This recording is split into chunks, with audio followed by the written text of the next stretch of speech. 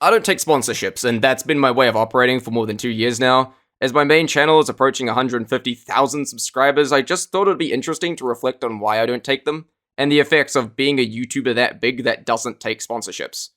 Now, it's not that I'm some super pure of heart individual that is morally better than all those other greedy YouTubers that we should throw a hate mob at. There's a bit more to it than that. The biggest thing is that I'm too good at background checking them. A lot of common sponsors I've even background checked prior to even getting emailed by them. The very first sponsorship I recall seeing in a video was good old Raid Shadow Legends. We all remember that one.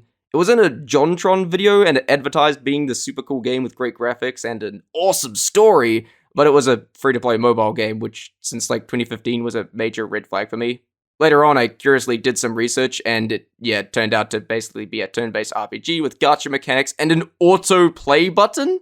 I play video games to play them, brother, no thanks. So I pretty much knew from the outset of sponsorships being a regular thing to not always trust them. And of course, this was years before I actually became a channel with a decent following. Prior to late 2022, I would often struggle to get even 100 views on a video in a day.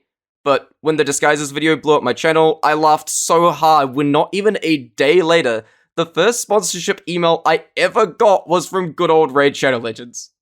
I bluntly told them no, but I quickly learned that they'll just forget you said that and email you again a month or so later, so I stopped bothering to reply to sponsorship emails. The only ones I do respond to are gambling sites, and it's just one simple sentence. I don't advertise gambling to children. I remember one was even so impatient to contact me that they sent me an email, then messaged me on Discord 5 minutes later. After I gave them the usual response, they tried to tell me that, quote, we're past the age of kids playing TF2 by now, and oh my god, that was a big fat lie, and they knew it was. Why should I work with someone who's going to lie to my face, much less a gambling site? But that's kind of the main reason. Most of them are really shady. If it's a product I don't use, I have no way of actually knowing if it's a product I'd want to shill, especially some being straight up scams. Things such as gambling sites are obvious, but then there's things like Honey or that one about Own Land or whatever it was. Basically, it's not always obvious and can majorly age videos if a sponsor turns out to be shit. But I don't take them, so I don't have to worry. There's also ones that aren't even real sponsorships and are just trying to scam me and hijack my account. I've seen a fair few attempts, but yeah, fake sponsorships are the most common ways YouTubers get their channels hacked. Not taking sponsors in the first place makes that far less of a concern. Another thing is that it's pretty clear a lot of sponsorships look for gaming-related channels with decent sub counts and just email them without actually watching much of their content. I've had emails say things that instantly give away they don't watch my videos and spell my channel's name wrong half the time. It's copy-paste saying how much they like how I engage my audience without actually saying anything specific about the video themselves. Hell, I've even had a few open with Hello Jonto Hill 2 team, which is honestly a compliment that they think my main channel is run by a team of people and not just me doing it. And of course, as mentioned before, I don't bother replying because they'll forget I said no. However, they'll basically reply to their own email about 5 times to try get your attention, and try use FOMO tactics saying that spaces are running out. Yeah, sure buddy, you're just gonna email me again a month later. I remember even getting 2 War Thunder emails within 3 minutes because they don't check if that YouTuber has already been emailed before. In fact, while writing this part of the script, I got an email from some social media company. That's how many sponsorship emails I get. Basically, it just comes off as disrespectful that they aren't even trying to bother to put that much effort into knowing who they're contacting, especially if they're doing business with them. And the last reason I don't take sponsors is just that it's my video. I want to make it how I want to make it and not have to worry about shoving a 90-second long ad into the first 3 minutes of it. I have a huge focus on pacing my videos well, and trying to do that would just straight up destroy it. And it would just create this tonal whiplash I just wouldn't like. I am in control and I don't have to worry about rushing out the video to meet a deadline. I can let it cook for as long as it needs. Now let's go over a few types of sponsors I get. A common one is VPNs. The problem is that I know too much about how they work, and while they claim to protect you online, that's the same pitch an antivirus makes. It's fearmongering tactics. There are, completely legitimate uses for VPNs, but they aren't the ultimate solution to cybersecurity like they claim. Another one as of recent is War Thunder. They're like the new Raid Shadow Legends. Unfortunately, I know about the pay-to-win drama they had, and yeah, nah. GamerSupps, I had them a couple times. Frankly, caffeine doesn't work on me, so I don't know much about how well their product works. It was mainly the waifu cups I didn't really want to do. That doesn't really fit my brand, and it's not the kind of website I want to direct people to.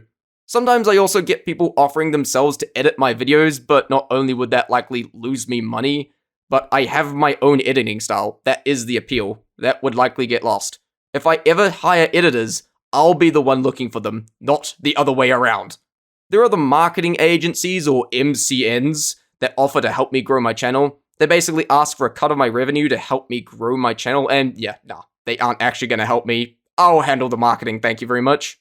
They'll sometimes even lie and say that they saw your click-through rate or retention was poor just to give an idea that you're struggling when you're not.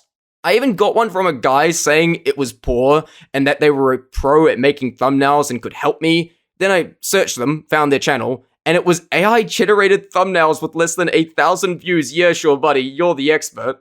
Recently, I got an email that was actually worded in a way that showed they had somewhat watched my videos, but they saw I hadn't had any sponsors in my videos and assumed I was struggling to get them and offered their services to help. But brother, I am not struggling to get them, they're struggling to get me. The only sponsorship I ever did take was prior to my channel blowing up, and that was Sticky Piston server hosting, as I made maps for Minecraft Realms at the time and had a bit of a following. I wasn't making much bucks out of it, but I got a server to use out of it, and I was fine advertising it because I used to be a normal paying customer. I knew it was a legit working product. There was one other sponsor I almost took about a year or so ago that ended up dropping due to my own time constraints. It was for an actual game, and they were nice about it, but yeah, at this point I've kind of stopped caring. I wouldn't dismiss the possibility of me ever taking one in the future, but I am really stingy on that stuff. I have to like the product itself. And the thing is, yes, I don't take sponsors for a few reasons. I want to be sure of the product, I don't want to advertise scams or be scammed, they often come off as rude, and I like being in control of my own videos. But it's easy to not take sponsorships when that's just what you do. It's not really fair to just demand a YouTuber who does take sponsorships should just stop taking them, because that is a significant part of their revenue stream. You're pretty much just asking them to cut their earnings in half just because. And these kinds of people probably started taking sponsors as soon as they got big enough to start getting emails. Frankly, I don't blame them. It's exciting to suddenly see your channel getting popular, and you may just take your first sponsor without thinking too hard about it, and then let that become the norm. I was more careful about it, but I'd say I'm the exception, not the rule. For the first 2 or so years of my channel being monetized, I wasn't earning enough to realistically go full-time, and while I earn a lot more now, I do still choose to only do it part-time, but back then I can see why sponsors would be tempting. It would definitely push the earnings into full-time job level. I'm just grateful that I never went down that path and just stuck with a no-sponsor channel, because it's honestly very liberating. Because I don't take them, they aren't part of my revenue stream and I don't have to worry about them. I just get to focus on making the videos good.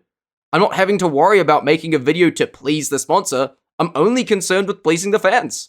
So yeah, it just feels good not taking sponsorships, but there's reasons that most people do, and I respect that. Yeah, anyway, thanks for watching my funny ramble. If this video blows up unexpectedly, this is my main channel where I actually, make the videos good. If you're gonna subscribe to this one, at least subscribe to this one. The main one. Please. Okay, thanks, bye.